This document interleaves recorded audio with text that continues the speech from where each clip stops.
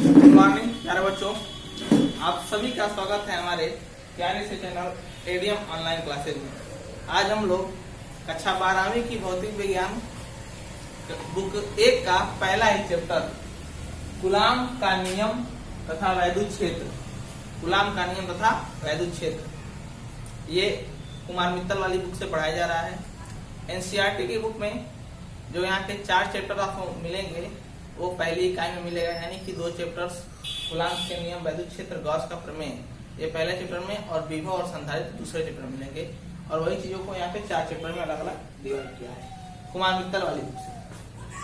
चलिए तो आज बातें करते हैं कूलाम का नियम तथा वैद्युत क्षेत्र का। तो वैद्युत क्षेत्र में यानी वैद्युत, कुल मिला जुला के हमें इलेक्ट्रिसिटी पढ़नी है। जैसे आप सभी जानते हैं कि जो यहाँ पे कक्षा 12वीं में पढ़ाया जाएगा तो उसमें जो इकाइयां पढ़ाई जाती हैं वो कौन कौन सी है। कुल मिलाकर हमें यहाँ 5 इकाइयां पढ़ाई जाती हैं कक्षा 12वीं में। पहला होता है वैद्युत, दूसरा होता है चुंबकत्व,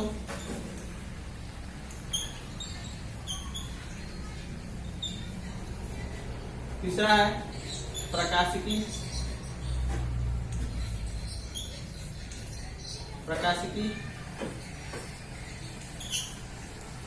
चौथा है परमाणु एवं नाभिक, और इसके आगे है इलेक्ट्रॉनिक्स।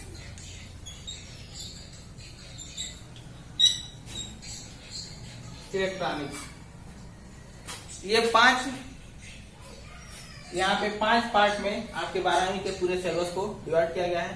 पहला वैद्युत है, फिर चुंबकत्व है, प्रकाशिकी है, परमाणु एवं नाभिक है, इलेक्ट्रॉनिक्स है। वैद्युत में हम क्या पढ़ेंगे? वैद्युत के कुछ पोर्शन हमने हाई स्कूल में पढ़ रखे हैं। जैसे हम लोग पढ़े थे ऑस्टेट का प्रयोग, वैद्युत धारा, ओम का नियम, प्रतिरोध इत्यादि, ये सारी चीजें हमने वहाँ पे पढ़े थे। मोटर्स, जनरेटर्स, ये सारी चीजें वहाँ पे पढ़े थे। तो इसी चीजों में हम यहाँ पे कुछ और भी चीजें पढ़ेंगे, नई चीजें पढ़ेंगे।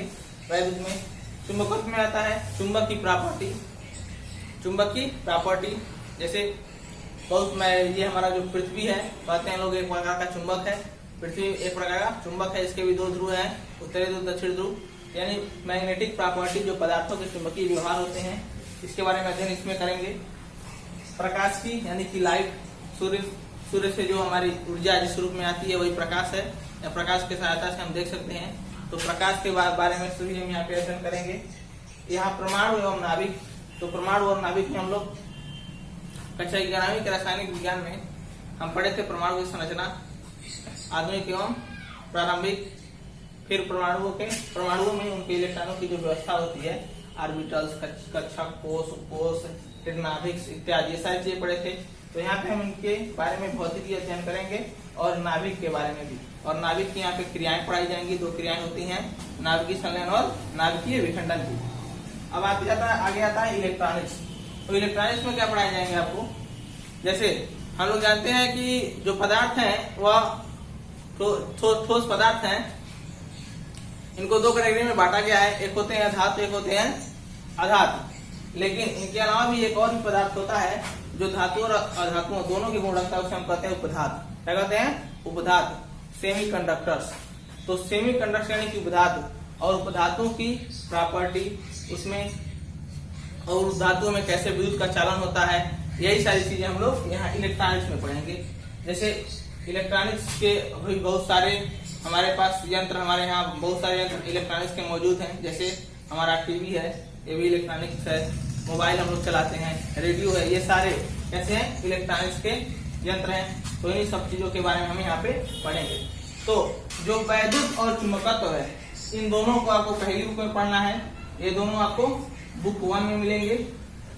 बुक 1 में आपके जो भी चैप्टर्स हैं वो किसके हैं? वैद्युत के और चुंबकत्व के चैप्टर हैं। उसके बाद से जो बुक 2 में मिलेंगे तो प्रकाशिकी, परमाणु एवं नाभिक और इलेक्ट्रॉनिक्स, इन तीनों पोर्शन के जो चैप्टर्स मिलेंगे वो बुक 2 में मिलेंगे। ये इतना हमें पढ़ना है। पहले जो किताबें थी उसमें पूरा 100% का मान लीजिए पहले का सिलेबस था। अभी हमें पूरा इस साल पूरा हमें 100% नहीं पढ़ना है। बोर्ड में हमारे केवल इस 100 में से 70% ही पूछेगा, 30% नहीं पूछेगा। और क्या क्या पूछेगा क्या क्या नहीं पूछेगा इसका पूरा पीडीएफ आपके व्हाट्सएप ग्रुप में भेज दिया गया है। उसमें जो चीजें दी गई हैं कि ये भी पाठ्यक्रम में है, नंबर देकर कितने नंबर का पूछेगा, उसमें वो चीजें पढ़नी है। और जो चीजें निकालने के लिए कही गई हैं वो चीजें यहाँ पे निकाल दी गई, वो 30% नहीं पढ़ना है। सभी चैप्टर्स में से कुछ न कुछ पोर्शंस यहाँ पे हटाए गए हैं और एक दो ऐसे भी चैप्टर्स मिलेंगे आपको जो पूरे चैप्टर ही हटा दिए गए हैं। तो जैसे चैप्टर वाइज हम लोग पढ़ते रहेंगे, चलते रहेंगे, तो वहाँ पे आपको बता दिया जाएगा क्या क्या चीजें पढ़नी है, क्या क्या चीजें नहीं पढ़नी है। चलिए अब हम शुरू करते हैं अपना पहला यही वैद्युत शुरू करते हैं। तो वैद्युत को शुरू करने से पहले हम वैद्युत की कुछ बेसिक जानकारियां आपको दे देना चाहते हैं। एक कूलाम का नियम तथा वैद्युत क्षेत्र, ये चैप्टर शुरू करने से पहले विद्युत की कुछ बेसिक जानकारियां हैं। जैसे विद्युत है क्या, वास्तव में विद्युत यानी कि वैद्युत वही विद्युत है क्या। तो किसी भी चीज के बारे में अगर जानना है कि ये है क्या, तो पहले उसको हम ध्यान से देखते हैं और उस पर चर्चा ये करते हैं कि आखिर में इसका उपयोग हमारे लाइफ में क्या होता है। तो आप लोग देखे होंगे कि विद्युत आता है तो विद्युत से बहुत सारे यंत्र, जैसे फैन चलने लगता है, टीवी चलने लगता है, ऐसे बहुत सारे इलेक्ट्रॉनिक्स जो हमारे यंत्र हैं वो चलने लगते हैं। तो यही यानी कि इस एक प्रकार से हम देख रहे हैं कि विद्युत क्या है जी, एक प्रकार की ऊर्जा है। एक प्रकार की क्या है, ऊर्जा है, एक प्रकार की ऊर्जा है।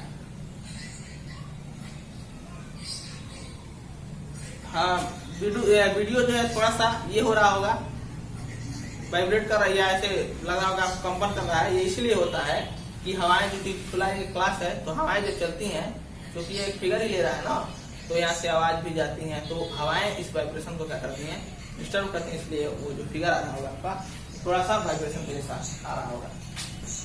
चलिए हम बात अपने टॉपिक करते हैं। तो वैद्युत क्या है, एक प्रकार की ऊर्जा ही है जिससे बहुत सी चीजें हमारी चलाई जा सकती हैं बहुत, और इसका लाभ उपयोग भी हमारे दैनिक जीवन में बहुत अधिक होता है।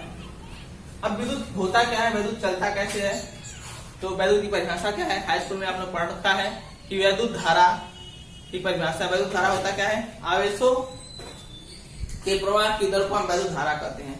जैसे हमारे पास ये पदार्थ होते हैं ना, वायर, उसमें आवेश चलते हैं। क्या चलते हैं, आवेश जब चलते हैं तो वही आवेश ही वैद्युत ऊर्जा को लेकर के जाते हैं। यानी वैद्युत ऊर्जा का है, जो वैद्युत ऊर्जा किस रूप में हमें मिलती है, तो वह आवेश के रूप में मिलती है। किस रूप में मिलती है, आवेश के रूप में। अब ये क्या आवेश तार में अपने आप चलते हैं, ये प्रश्न से, ये तार ये आवेश चालक में अपने आप चलते हैं, जिससे वैद्युत ऊर्जा एक जगह से दूसरी जगह जाती है, नहीं।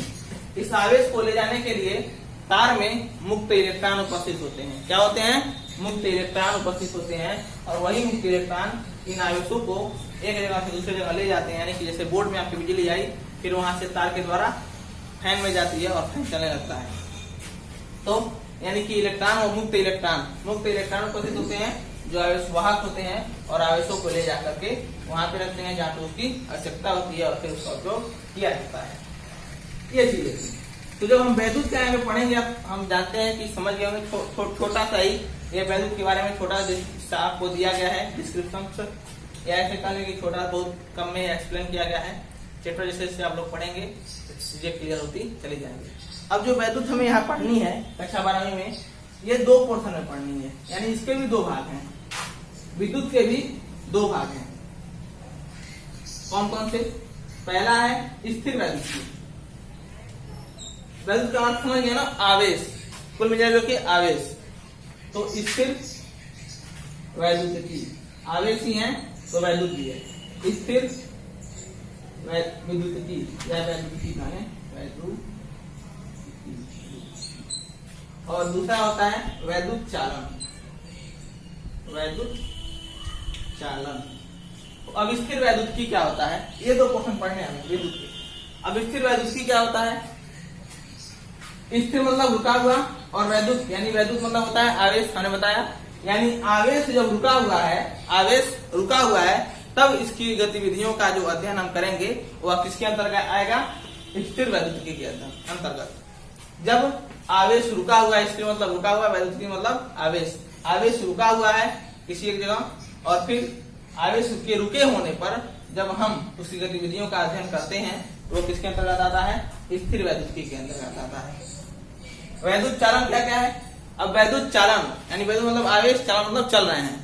अब वैद्युत आवेश जब चल रहे होते हैं, क्या होते हैं, चल रहे होते हैं, आवेश का प्रवाह हो रहा होता है, यानी कि वैद्युत धारा, तो इसी का हम अध्ययन करेंगे, वह क्या कहलाएगा, वैद्युत चालन कहलाएगा, ठीक ना। तो जो स्थिर वैद्युतिकी में जितने चैप्टर पढ़ने हैं हमको वो है 4 चैप्टर। पहला है इसमें कूलाम का नियम, कूलाम का नियम तथा वैद्युत क्षेत्र तथा वैद्युत क्षेत्र। दूसरा हमको है, दूसरा पढ़ना है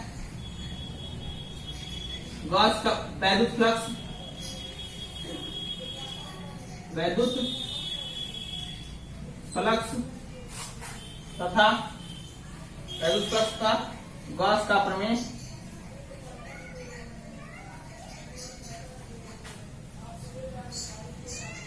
गॉस का प्रमेय। तीसरा जो पढ़ना है वह है वैद्युत विभव, वैद्युत विभव, और चौथा जो है वो है संधारित्र। ये 4 चैप्टर है यहाँ पढ़ने हैं स्थिर वैद्युतिकी में, कूलाम का नियम तथा वैद्युत क्षेत्र, वैद्युत फ्लक्स तथा गॉस का प्रमेय, वैद्युत विभव और संधारित्र।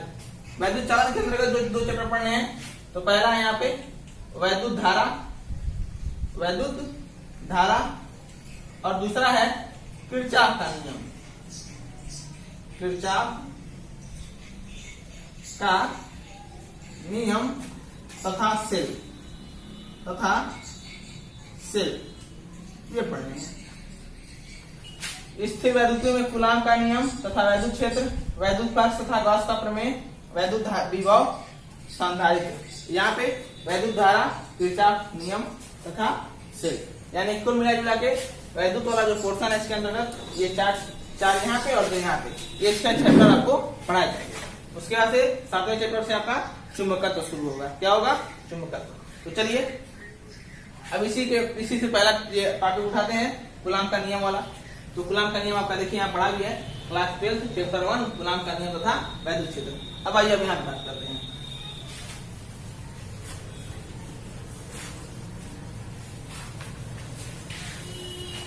हाँ, तो कूलाम के नियम में जो पहली आपकी हेडिंग है वो है वैद्युत आवेश, वैद्युत आवेश, क्योंकि हम जानते हैं वैद्युत किससे चलता है? आवेशों से, इस वजह से वैद्युत आवेश, इलेक्ट्रिक चार्ज।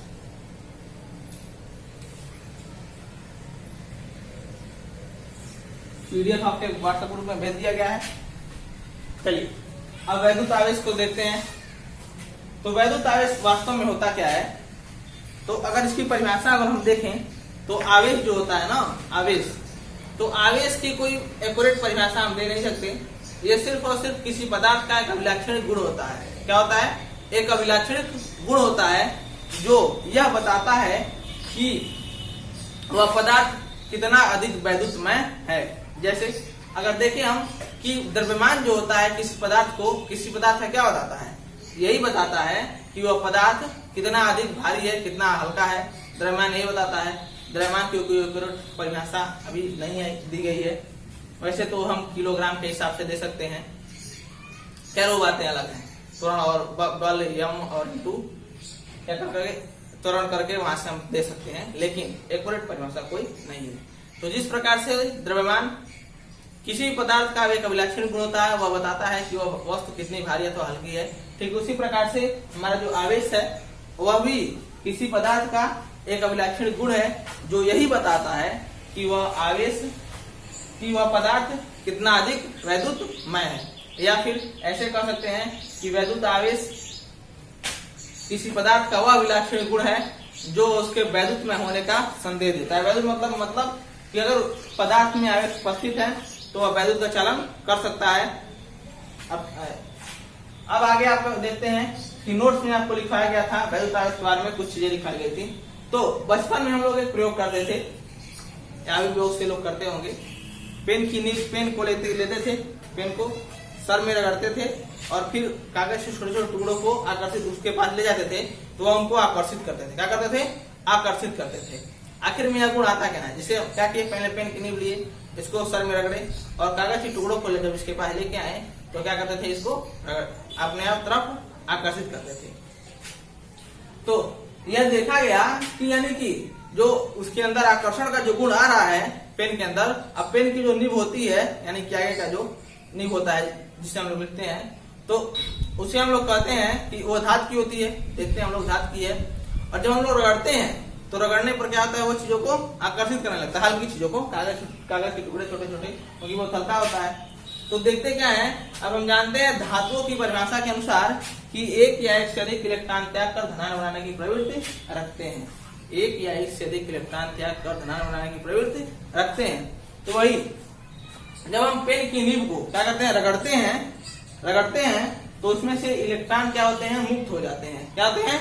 मुक्त हो जाते हैं। और जब वो मुक्त होते हैं तो जितना मुक्त होते हैं ठीक उसी के इतना बराबर उस पेन की नीब पर धनावेश आ जाता है। क्या जाता है? धनावेश। और उसी धनावेश के कारण वो क्या करता है, कागज के टुकड़ों को अपनी तरफ आकर्षित करता है। आपके नोट में लिखवाया गया होगा 16वीं शताब्दी में इंग्लैंड के डॉक्टर गिलबर्ट ने प्रयोगों द्वारा देखा था अंबर, काज, आबनूस, ऐसे लाख इत्यादि बहुत सारे ऐसे पदार्थ थे जो रगड़े जाने पर इस गुण का प्रदर्शन करते थे। यानी रगड़े जाने पर किसी हल्की वस्तुओं को अपनी तरफ आकर्षित करते थे। तो यही अपनी तरफ आकर्षित करने के इसी गुण को हम कहते हैं आवेशन। क्या कहते हैं? आवेशन या पदार्थ का वैद्युतमय हो जाना। पदार्थ का वैद्युतमय हो जाना। अतः पदार्थ ने आवेश को ग्रहण कर लिया। पदार्थ ने आवेश को ग्रहण कर लिया और हल्की वस्तु को क्या करता है, वो अपनी ओर आकर्षित करता है। चलिए, ये था वैद्युत आवेश। क्या था? वैद्युत आवेश। तो हम जानते हैं कि वैद्युत आवेश आपको समझ में आया होगा।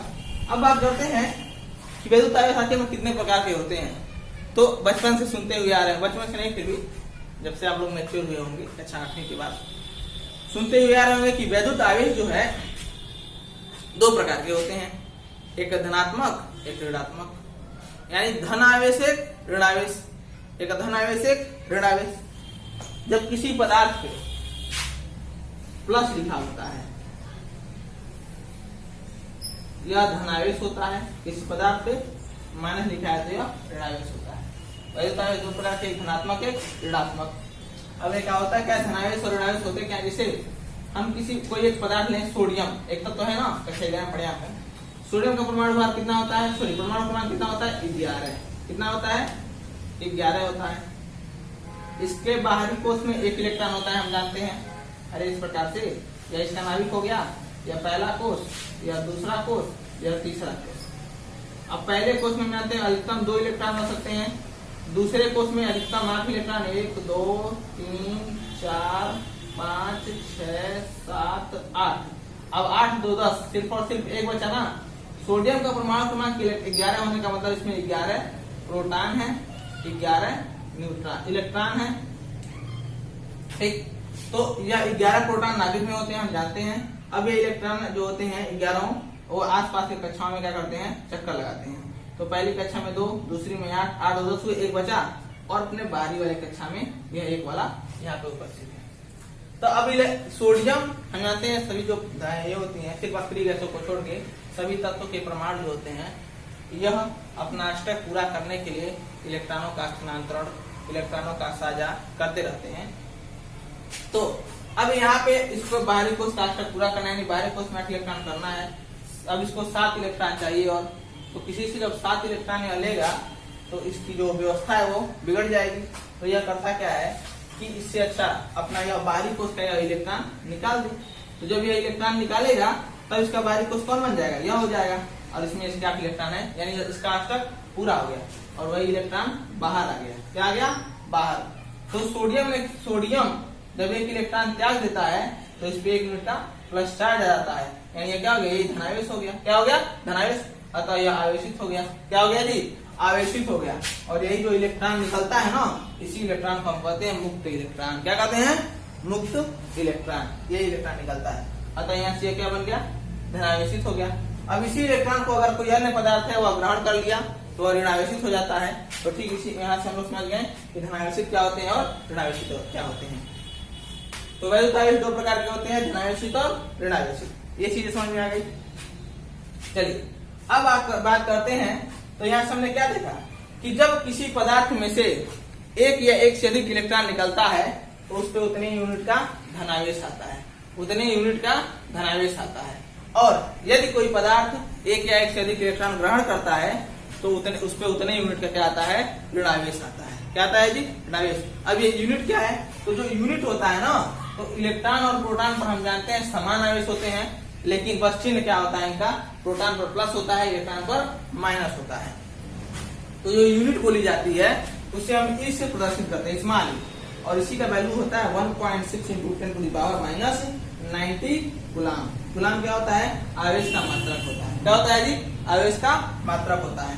तो यही ई कि अगर स्थान पर प्लस लिख दें तो यह प्रोटॉन पर आवेश हो जाएगा, किस पर आवेश हो जाएगा, प्रोटॉन पर, और यदि माइनस लिख दें तो यह इलेक्ट्रॉन पर आवेश हो जाएगा। यही जो होता है इसे मूल आवेश भी कहते हैं। क्या कहते हैं, मूल आवेश। अभी इसके बारे में चर्चा हम करेंगे। अब आते हैं हमारे आवेश के बारे में, हो गया धनावेश और ऋणावेश। अब बातें करते हैं इनके कुछ गुण पर, आवेशों के गुण पर। तो ध्यान दीजिएगा कि समान प्रकार के आवेश यानी कि धनावेश धनावेश, दो धनावेश हैं या दो ऋणावेश हैं, यह दोनों एक दूसरे को क्या करते हैं, आपस में प्रतिकर्षित करते हैं। क्या करते हैं, प्रतिकर्षित, यानी कि दूर करते हैं। क्या करते हैं, एक दूसरे को दूर करते हैं, एक दूसरे को बल के दूर करते हैं। तो सजातीय आवेशों के बीच सदैव प्रतिकर्षण होता है। सजातीय मतलब समान, सजातीय आवेशों के बीच सदैव प्रतिकर्षण होता है। और विजातीय यानी कि विपरीत आवेश, विपरीत आवेश यानी एक प्लस एक माइनस है, तो इनके बीच सदैव क्या होगा, आकर्षण होगा। इनके बीच सदैव क्या होगा, आकर्षण। यहाँ पे प्रतिकर्षण होगा, या इसको बल लगाएगा, यहाँ भी प्रतिकर्षण होगा, लेकिन यहाँ क्या होगा, या इसको अपनी तरफ खींचेगा या इसको अपनी तरफ खींचेगा। ठीक है ना, बात समझ में आ गई। तो सजातीय आवेशों के मध्य सदैव आकर्षण प्रतिकर्षण होता है, विजातीय आवेशों के मध्य सदैव आकर्षण होता है। ये इनकी प्रॉपर्टी थी, ये इनकी प्रॉपर्टी थी। अब यहाँ पे देखते हैं, हाँ हेडिंग में आपके लिखवाएगा होगा वही इलेक्ट्रॉनिक सिद्धांत परमाणु को लेकर के। तो परमाणु में जैसे मूल कण होते हैं इलेक्ट्रॉन, प्रोटॉन, न्यूट्रॉन। तो इलेक्ट्रॉन पर 1 यूनिट का ऋणावेश होता है, प्रोटॉन पर 1 यूनिट का धनावेश होता है, और न्यूट्रॉन विद्युत उदासीन होता है। क्या होता है, उदासीन। तो अभी हमने जैसे सोडियम का हमने देखा, तो प्रोटॉन नाभिक में होते हैं, इलेक्ट्रॉन चारों तरफ घूमते रहते हैं, ठीक ना। तो यदि किसी पदार्थ का धनावेशित हो जाना, किसी पदार्थ का धनावेशित हो जाने का मतलब क्या, कि उसमें प्रोटॉन निकल गए हैं या प्रोटॉन आके जुड़ गए हैं, नहीं। क्या निकला था जी, इलेक्ट्रॉन ही निकल रहा था। जब इलेक्ट्रॉन निकल रहा था, जुड़ रहा था, तो यह क्या हो रहा था, इलेक्ट्रॉन जुड़ रहा था, तो यह क्या हो रहा था, ऋणावेशित हो रहा था। यानी जब प्रोटॉन पर किसी पदार्थ पर इलेक्ट्रॉन आ जाते हैं तो वह ऋणावेशित, और उसमें से अगर निकल जाते हैं तो वह क्या होगा, धनावेशित। अर्थात सीधे सीधे शब्दों में कह लें कि यदि किसी पदार्थ पर धनावेश है, यदि किसी पदार्थ पर धनावेश है, अतः उस पर सामान्य अवस्था से इलेक्ट्रॉनों की क्या है, कमी है। सामान्य अवस्था से इलेक्ट्रॉनों की कमी है। जब वही इलेक्ट्रॉन बाहर जाते हैं, यानी इस पे कमी आ गई इलेक्ट्रॉनों का, तो वह उस पे क्या प्रदर्शित करता है, धनावेश को। क्या प्रदर्शित करता है, धनावेश को। ये बात आपको लिखवाई गई है नोट में। इसके विपरीत दूसरा हम क्या कर सकते हैं कि किसी पदार्थ पर ऋणावेश का हो जाना, किसी पदार्थ पर ऋणावेश का हो जाना, या कोई पदार्थ ऋणावेशित हो जाने, इसका अर्थ यह होता है, इसका अर्थ यह हो जाता है कि उस पर बाहर से कहीं इलेक्ट्रॉन आके एकत्रित हो गए हों, अर्थात इलेक्ट्रॉनों की अधिकता हो जाती है। इलेक्ट्रॉनों की क्या होती है, अधिकता हो जाती है। यह हमारा इलेक्ट्रॉनिक सिद्धांत है। तो ये हमारे किसके बारे में थे, हाँ इलेक्ट्रॉन, प्रोटॉन के बारे में और आवेश के बारे में।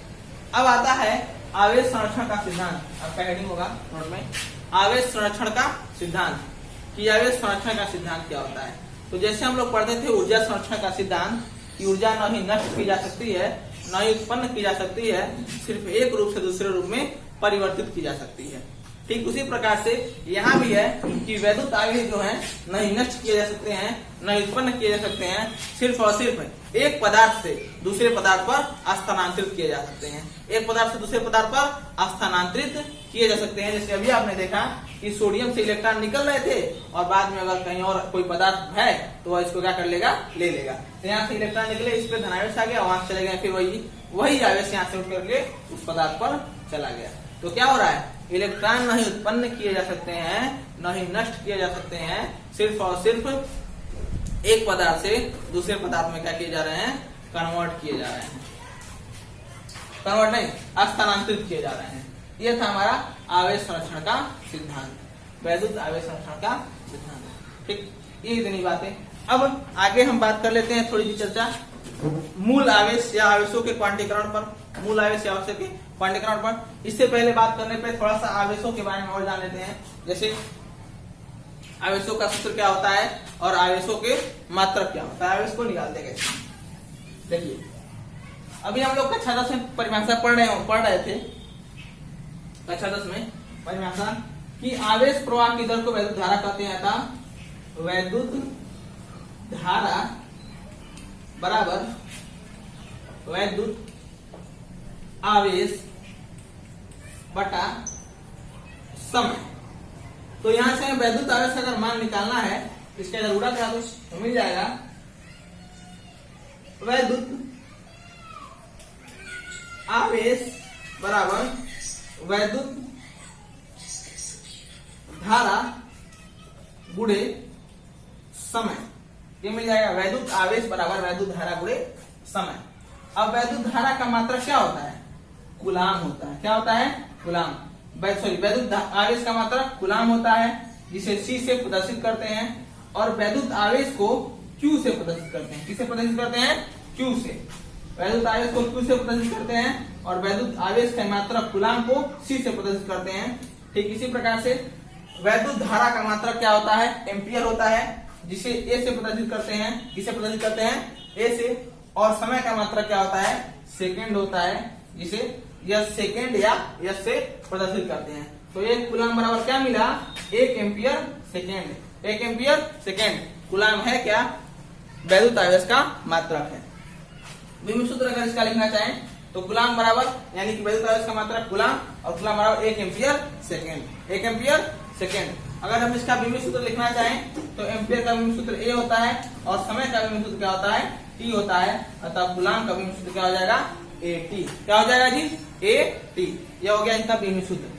और ये आवेश के लिए फार्मूला, वैद्युत आवेश बराबर वैद्युत धारा गुणे समय। चलिए अब बात करते हैं मूल आवेश पर।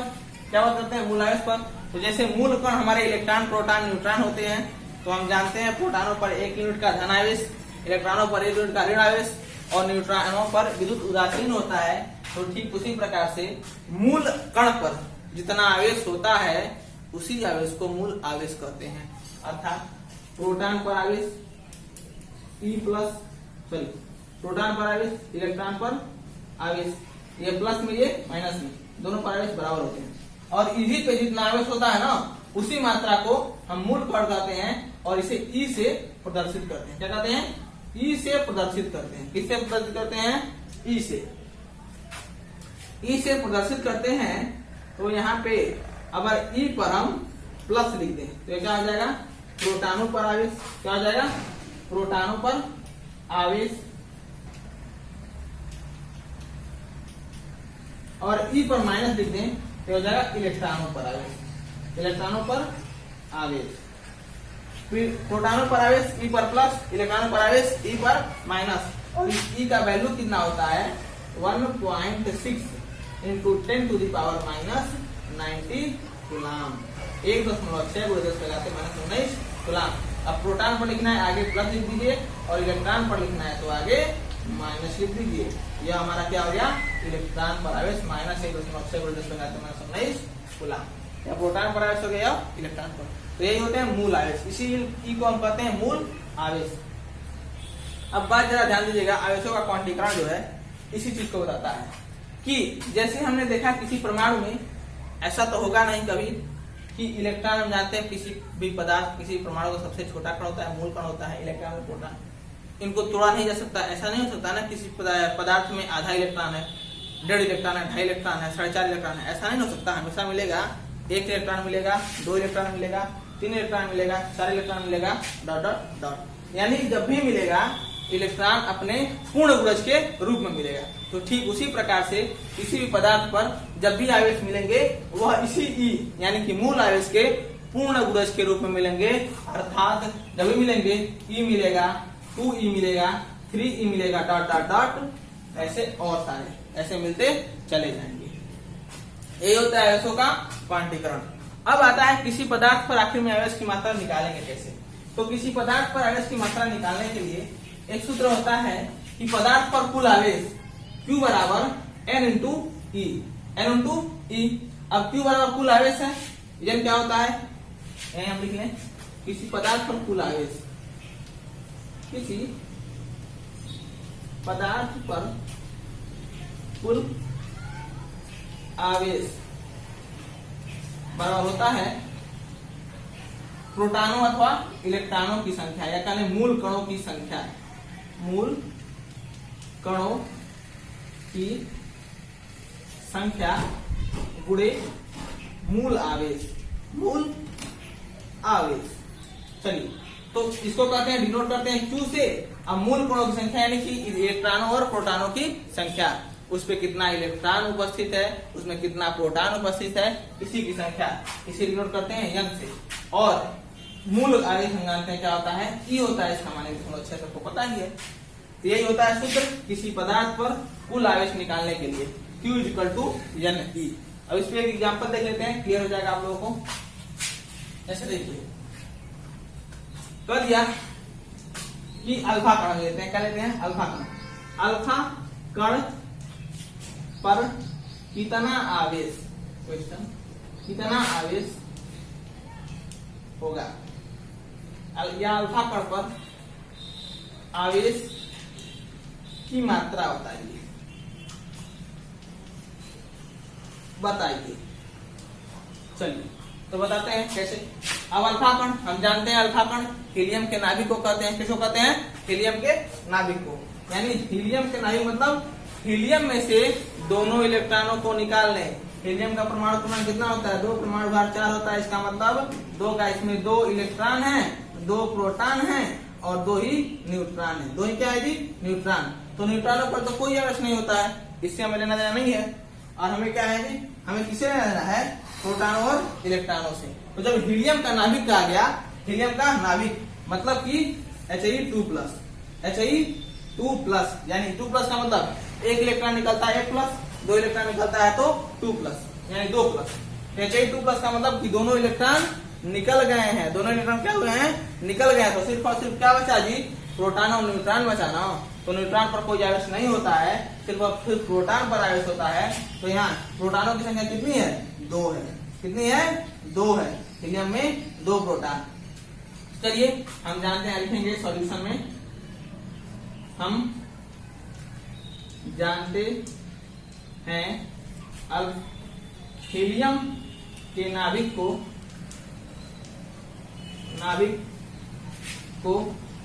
अल्फा कण कहते हैं। अल्फा कण कहते हैं, अर्थात अल्फा कण में 2 प्रोटॉन तथा 2 न्यूट्रॉन होते हैं। चूंकि न्यूट्रॉनों पर कोई आवेश नहीं होता, कोई आवेश नहीं होता, इसलिए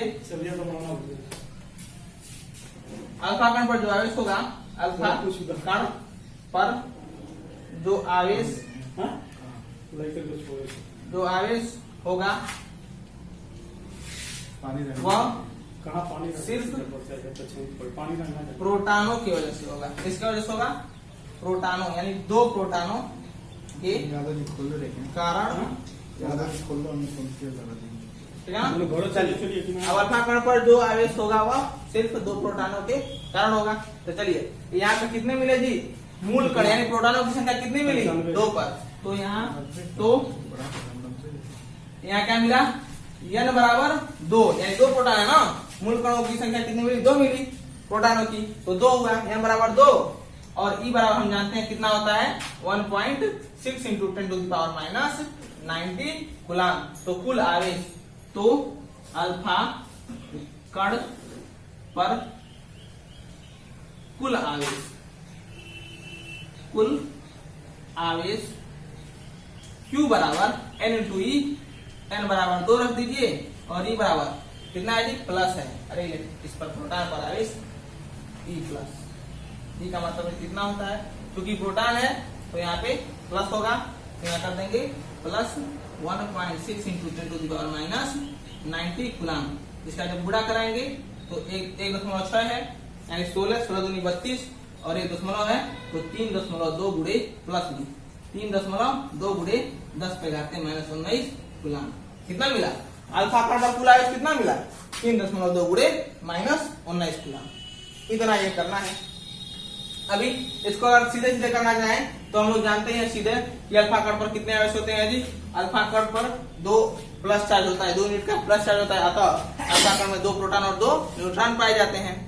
और 2 प्रोटॉन में यानी न्यूट्रॉन पर कोई आवेश नहीं, तो प्रोटॉन की वजह से आवेश, अतः n बराबर सीधे यहाँ n बराबर 2 और E बराबर हम जानते हैं 1.6 इंटू 10⁻90 कूलाम।